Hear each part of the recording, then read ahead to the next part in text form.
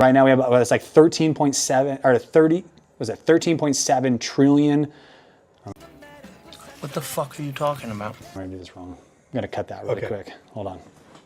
What is that? Okay, in 3, 2, 1. Hey everybody, welcome back to this week's real estate market update. My man Chad Lummus on the other side. He's kind of like, we're not gonna screw this up though. No, we're not. Different sides here. I'm not gonna do local still though. He's gonna do local. And I'm gonna do a little stuff on the national side of things. But I'm not gonna talk about real estate. We're talking about like tariffs. So it's gonna be super intriguing. Yeah, right. Yes. All right, buddy. Well, first and foremost, did you have a great Father's Day weekend? I did, of course. Yes. Yeah. What about you, man? Awesome. Yes, Father's Day weekend was awesome. We got to watch basketball, baseball. We got on a good run, had steak, of course. It was awesome. So really good weekend, great weather, and yeah, leading up, dude, there's a big event coming up this week, bro. There is. I heard something about that. Yes, big event. Trail run. Bighorn Trail Run. Yes, and these are not the shoes, thank the Lord, because these have no traction. But these are the shoes I ran the marathon in.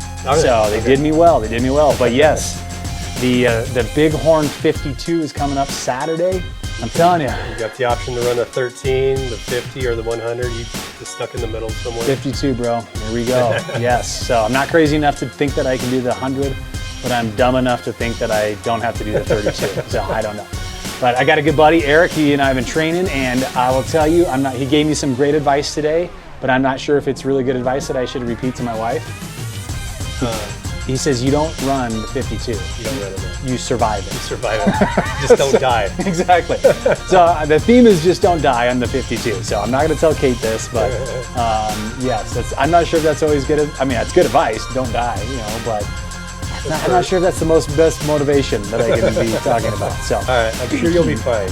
So speaking of don't die, what's going on with our amazing real estate market? So this is interesting. All right, so last week we dropped 10 pending sales. This week we dropped 17. Oh! So we're down to 184 overall pending sales. We're down below 200? Now this is what's even more interesting, is active listings in Casper, 183. So we have 184 pending sales. One to one. What happens when those match up like that? Yeah. The market's kind of stabilized. There's not really a benefit to the buyer or the seller. And home prices typically, if those numbers match up, have stabilized as well. Yeah. So this is what we want. Yeah. Right? Yeah. We've been asking for this for how many years now? Yeah. A stable I don't market? remember the last time this happened. It's been a long time. Yeah. So this is a good thing, even though pending sales did drop. But moving forward, you guys know that, hey, we're in a stable market. Yeah. That is really good to know, because really what I was going to share was inflation. Yeah. And we keep hearing about inflation. We keep hearing about like tariffs and what the impact that can make on our economy. Love the fact that we're in a very stable market, at least at the local Casper market for sure, right? Right. We know that our Buffalo market, this is the high point for them, of course, during the tourism sign, and this is obviously Sheridan as well too. One of our other markets that we serve in, we also know that this is a very busy time of the year for them as well too. Right. They're very traditional in their markets as well too. They don't see the inflation ups and downs like we do, the dramatic shifts like here we do in Casper a lot of times. So they're very nice and steady. But on the national side of things, when it comes to inflation and it comes to this idea of the tariffs that are happening, I just want to kind of like give everybody a little bit of an idea of what that looks like, okay? Right. We know as a country that we consume $3.7 trillion in consumer goods across the country, okay? So we are the largest consumers of goods, okay? Yeah. So we have tariffs and the threat of tariffs, and what is that going to do for inflation? Well, if we just took an average of like, say, 10% tariffs across the board, that's $370 billion in additional fees.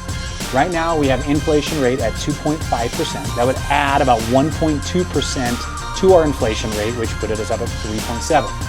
Why is this important? Well, here's the thing. In 1918, our inflation rate was at 20.44.